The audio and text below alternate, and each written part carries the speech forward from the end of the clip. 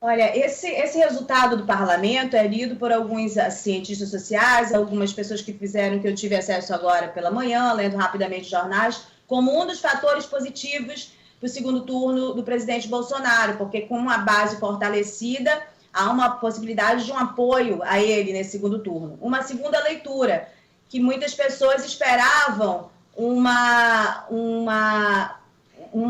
volta, um pé atrás, um passo atrás em relação a esse discurso mais duro, mais conservador, mais agressivo do presidente no segundo turno, para tentar colocar ali uma outra vantagem em relação a Lula, que adotou esse tipo de discurso.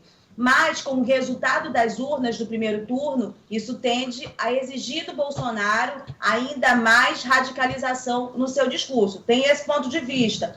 Como há também que se ponderar que o presidente buscou uma tentativa de moderação, nem sempre tão convincente, mas ele buscou nesses últimos tempos essa tentativa de falar para as mulheres, trazer outros tipos de discurso, o que pode ter surtido efeito também na campanha dele. Esse é um dado que o professor pode entrelaçar no seu comentário com uma outra coisa que eu achei muito interessante. Eu falei com o historiador Ian Ivanovic, agora de manhã, ele está estudando em São Paulo, fazendo pós-graduação, e ele ponderou uma coisa, professor, que eu queria que o senhor comentasse. Ele disse, olha, Rosiane, precisa ser observado também o tempo histórico. Veja, nós estamos há 200 anos da independência, esse país está há pouco mais de 100 anos que aboliu a escravatura. Então, há claramente, como resultado das urnas neste primeiro turno, tanto na votação do presidente Bolsonaro, como nessa nova configuração do Congresso Nacional e até mesmo na Assembleia Legislativa do Amazonas, um eleitorado que se mostra altamente conservador, um eleitorado que pessoas na sociedade que em dois momentos históricos fizeram demonstração de rua. E aí a gente volta lá atrás, naquela marcha por Deus e família, que antecedeu o golpe militar de 64, e agora que elas se encorajam e vão às urnas em defesa do bolsonarismo. Professor, se o senhor considerar que deve comentar esses pontos históricos e também o fator do conservadorismo para o segundo turno, por favor. Pois eu acho, bom, são várias coisas, né? Do ponto de vista estritamente eleitoral, eu acho que é preciso considerar não apenas que, digamos, o presidente da República disse e fez no decorrer da campanha, mas também para entender, digamos, o seu desempenho eleitoral, que foi acima, eu não diria que das expectativas deles, dos organizadores da campanha, mas certamente foi muito acima das expectativas geradas pelas pesquisas de opinião. Pesquisas de opinião têm sempre um limite, que é o limite do momento em que a opinião é dada. Portanto, existe uma dinâmica que não é captada nesse processo. E houve, aparentemente, uma movimentação de votos que não decorreu do que o presidente fez ou falou em sua campanha, mas decorreu do que candidatos como, por exemplo, Ciro Gomes fizeram, né, e disseram ao longo da campanha.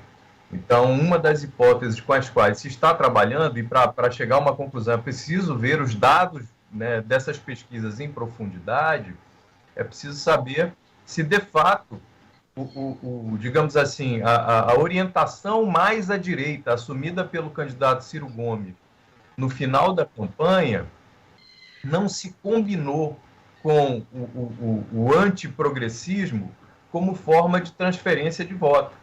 Tanto é que a candidatura dele simplesmente mingou. Né? Um candidato que vem tendo desempenho, sempre chegando em terceiro lugar, já tendo sido cotado, inclusive, para ir nas eleições passadas, com alguma chance de vencer no segundo turno, terminou em terceiro turno, perdendo para uma candidata que vem do partido que lançou a candidatura dela ainda aparentemente sem muita organização. Ainda assim, Simone Tebet teve um desempenho melhor que o dele. Então, acho que esse é um ponto importante a considerar. No que diz respeito ao conservadorismo, veja, o país tem setores conservadores desde sempre. Né? Na verdade, o Brasil nunca se caracterizou por ter governos de esquerda. Eu diria que sequer governos de esquerda. se a gente levar essa palavra, digamos, ao pé da letra, na medida em que, mesmo os governos do Partido dos Trabalhadores, que é um partido identificado com o progressismo, com a esquerda, no decorrer do tempo, fez toda a política econômica da direita, né? Então, na verdade, há um jogo de conciliação entre camadas e classes sociais do país que terminam por contribuir para fazer pequenas mudanças, grandes mudanças não ocorram. Quer dizer, não há ruptura estrutural com processos que terminam nos condenando, não é, à manutenção das desigualdades como são.